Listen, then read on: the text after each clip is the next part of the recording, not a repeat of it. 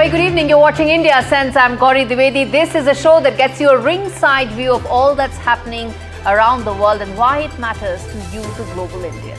As always, we start with the headlines of the show.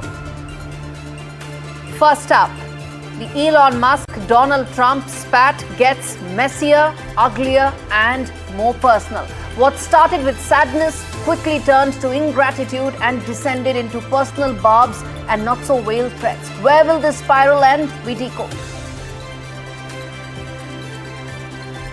The fight over personal grievances and public finance between two of the most powerful men on earth has sent shockwaves around investors and global businesses. Will it have impact on India? What will that be? We tell you. Speaking from Katra in Jammu Kashmir for the first time since Operation Sindoor, Prime Minister Modi tears into Pakistan, says the terror nation does not want growth and development in Kashmir and said all roadblocks for Kashmir will have to pass through him. Racist trolls target Vivek Ramaswamy and his sons over innocent Twitter post. We ask just how American does one need to be considered amongst them.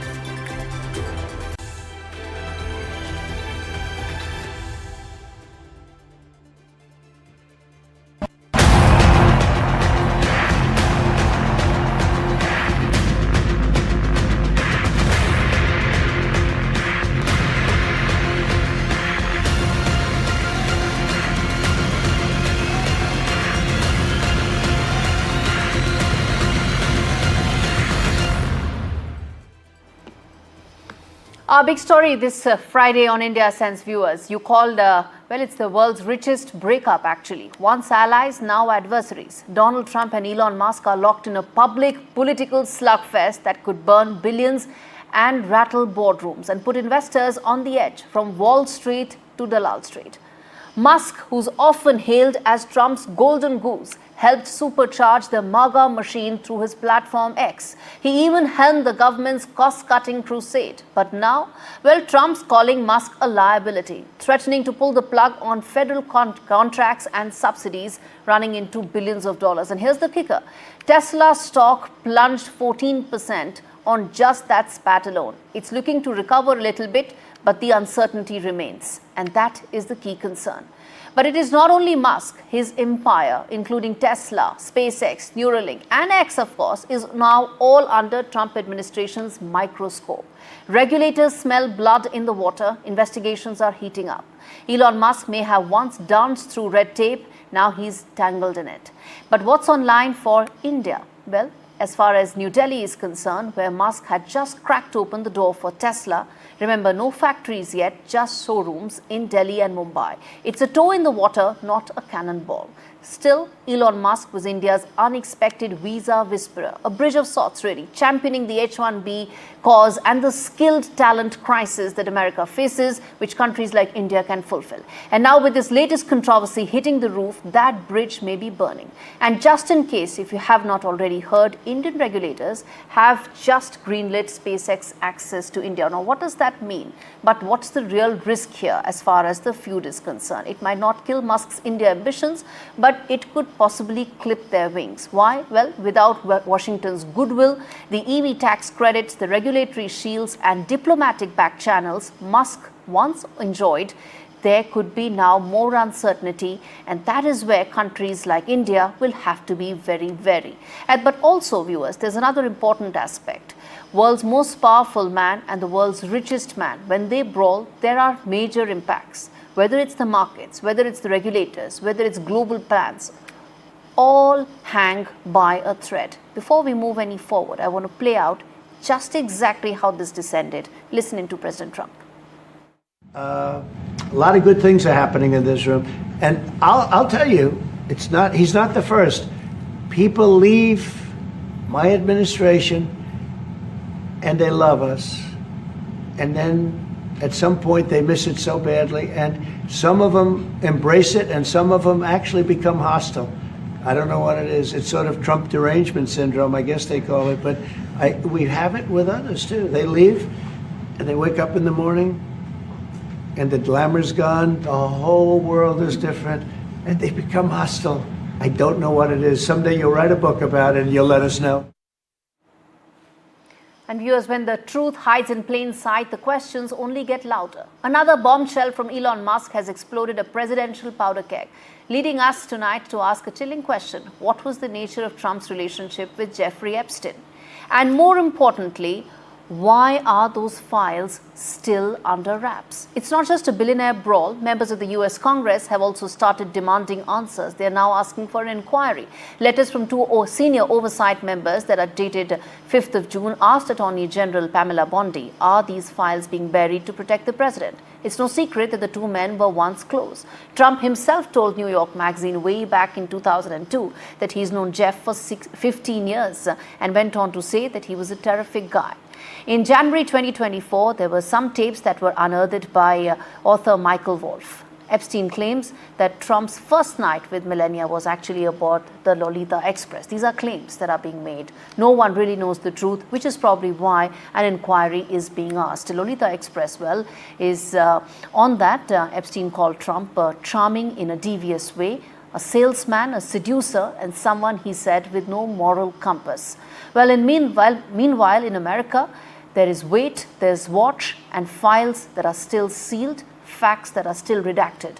But the pressure is boiling. From bombshell posts to Capitol Hill probes, the Epstein files have become a thunderclap and has hit the Trump administration like a wrecking ball. But as history tells us, when the names are powerful, the silence only gets louder. And let's see if it will be different this time around.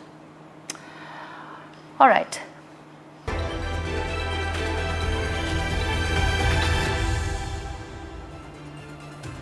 Let's get you the top voices this week on the show, talking about, well, what exactly happened in the US right now. Washington, D.C. corridors are filled with the kind of uncertainty in the air. And what does this mean for India? Bill Drexel, who joins us, is with the Hudson Institute.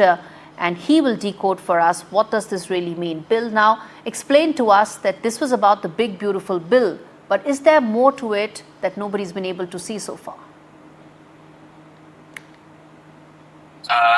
Great question. I mean, I think that, a lot of people saw this coming. So yes, on the surface, it's about the big, beautiful bill. But more broadly, I think we can say, particularly given the extraordinary intensity of the rupture, that this is also about two very large egos coming into conflict. It seems like, friction had been mounting for some time, but it is true that one of his primary interests in government seems to have been a greater sense of fiscal responsibility and efficiency. So things seem to have reached a breaking point, and as is so often the case with this administration, it's been colorful, to say the least. Indeed, that's a very articulate way of putting it, Bill. But the point is that what is the kind of impact that we are talking about, especially when it comes to Musk's business empire, the exposure that he has to government contracts, government subsidies? How is that likely to be assessed going forward? Absolutely. This will have really wide-ranging impacts in politics and in business. There's no doubt.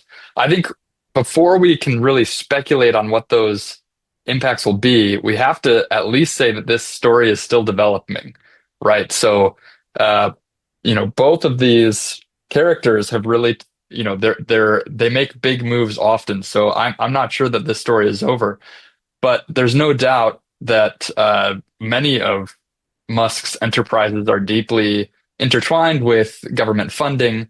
There are billions on the line in terms of government contracts, especially SpaceX. And as we saw on Twitter, he threatened to kind of take down a service that SpaceX was providing that actually was really important to NASA.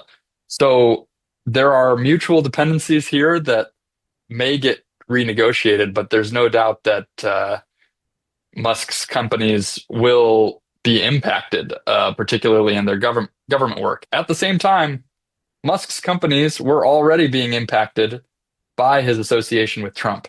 So I think we'll also see some rebalancing in multiple directions.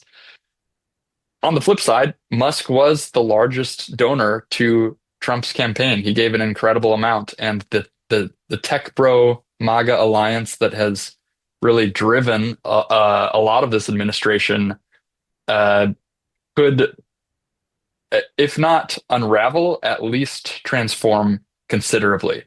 And what that will mean in terms of policy, not just for technology, but more broadly, remains to be seen. Indeed, remains to be seen given the uncertainty that is in the air. Bill Drexel, really thank you for joining me live from Washington, D.C. to decode that story. Shifting focus now to breaking news that's coming in on the broadcast. Prime Minister Modi has been invited to the G7 summit. In fact, Prime Minister Modi has announced that the invitation, in fact, he's glad to receive a call from the Canadian Prime Minister. G7 summit will take place in Alberta region of Canada from the 14th till the 16th of June this month. Until now, there was uncertainty about the invitation that was yet to be received by Prime Minister Modi. And that has come now. So the PM will be traveling to Alberta, that is in Canada, to attend the G7 meeting as one of the special invitees. That has been the case since 2019, where India has been invited every year except for the COVID year when the summit wasn't held. But apart from that, for the last 6 years, the Prime Minister has been invited as a special invitee to the G7 meeting. And that continues this year as well, where he's received the invitation from the Canadian Prime Minister Mark Carney to attend this summit. All right, turning attention now to the other important voice that we are getting on the show to really decode what is the biggest story that's unfolding around the world, the Musk-Trump fallout and the impact on India. Nisha Biswal, who's a former Assistant Secretary of State, joins me live to decode this in greater detail, to understand from an India point of view, what does this really mean? Nisha, really thank you for joining me on the show. Let me start by asking you that in terms of the Trump-Musk spat that one is seeing, the public fallout, is it indicative of an unstable, mercurial Trump administration? And more importantly, how should India be dealing with that kind of uncertainty? It's a great question, Gauri, and I will say that is something that all of America's partners are grappling with. I think India has maintained a fairly steady approach to how it is engaging with the Trump administration on trade in particular, and across the board. And that is to maybe focus on what are the key outcomes that you are trying to achieve. And I think in the instance of US India, that focus has been on achieving some kind of a agreement on tariffs that would allow India to be able to avoid a reinstitution of the reciprocal tariffs when that 90-day suspension ends in July. I think India is well positioned on that and is aggressively engaging on that. Of course, there is uncertainty in the midst of all of that, in that there are new tariffs that are being introduced by the Trump administration, whether it's on this new tariff on steel and aluminum, or whether it's on negotiations that the Trump administration or conversations that they may be having with other countries. And I know that the Indian side will have been paying close attention to the conversation between President Trump and Xi Jinping as well. But by and large, I would say that India has managed the trade negotiations well and is in a attractive position to hopefully be able to announce some kind of a in principle agreement in the coming weeks on tariffs. All right, we leave it there. Nisha, really appreciate you joining us live to decode that in greater detail, especially given the fact that the trade talks have progressed significantly between India and US. Well, on that note, viewers, we're going to slip into a very short break. Come back on the other side, talk about two other very important stories: racial trolls targeting Vivek Ramaswamy. What does that mean? And also the message that Prime Minister gave to Pakistan from Jammu Kashmir. More on that after this break.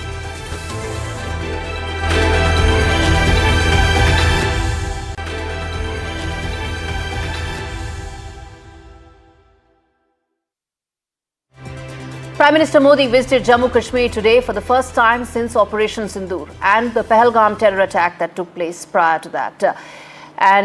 The message was very clear that Prime Minister Modi gave. He didn't mince his words. He ripped into Islamabad, accusing it of trying to light the match of riots across India by targeting Kashmir's tourism, the lifeline of its people. India struck back hard. And now Prime Minister Modi said in no uncertain terms, whenever they hear Operation Sindoor, they will be reminded of their shameful defeat. But that's not all. While Pakistan spreads terror, India builds bridges, literally. Prime Minister Modi inaugurated the world's highest railway bridge, the Chenab Bridge, standing taller than the Eiffel Tower, and flagged off the Vande Bharat trains connecting Katra to Srinagar. While Pakistan throws stones in the dark, India lays tracks for the future. The message is clear. We won't just survive, we will soar. And that is the biggest takeaway of what happened today in Jammu Kashmir, where bridges were being built, where roads were being laid, and future of Jammu Kashmir was being secured.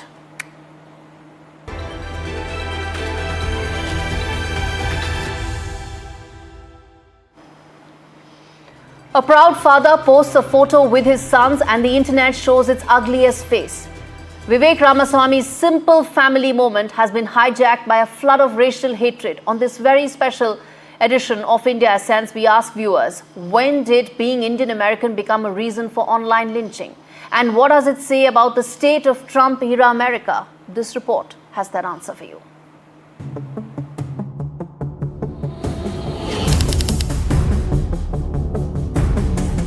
It was meant to be heartwarming, a picture-perfect description of the American dream. A father, a politician, a husband, Vivek Ramaswamy standing proudly with his sons, captioned simply, "It's why we do it." But what followed was anything but family-friendly. In seconds, the replies turned into a digital mob, a venomous flood of racist mockery and slurs. It was anti-Indian racism, masking as patriotism. From mocking skin color to attacking culture, the message was chillingly clear: you don't belong. Ironically, Ramaswamy was born in the US and raised American. Harvard, Yale, Wall Street, his resume screams the American dream. But this isn't a one-off. Racist abuse has spiked. From Sri Ram Krishnan's appointment to Vice President Harris's heritage, Indian Americans have been vilified for rising too far. Statistically, racism against Indian Americans has surged. According to Pew Research, hate incidents have more than doubled in the past 4 years, and Trump 2.0 has definitely not made matters any better. Indian Americans contribute heavily to America's engine, from artificial intelligence to emergency rooms and pretty much everything in between.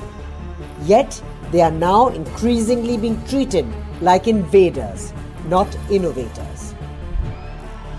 In a divided America, skin color and surname still spark suspicion, even for kids, even for families, even for citizens.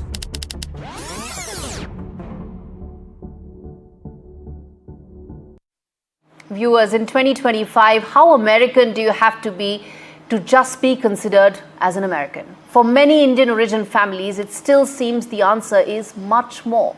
We must ask ourselves not just who belongs in America, but who's being forced to constantly prove it. On that note,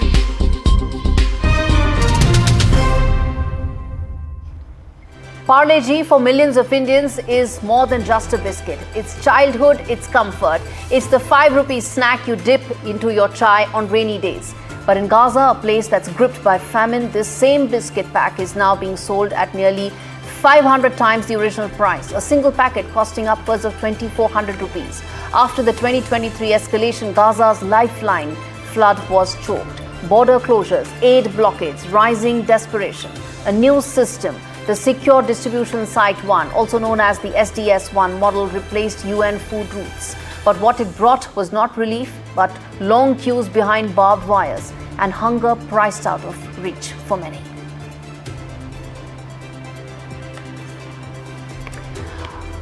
All right, viewers, that brings us to the end of India Sense. Thanks so much for watching this special edition.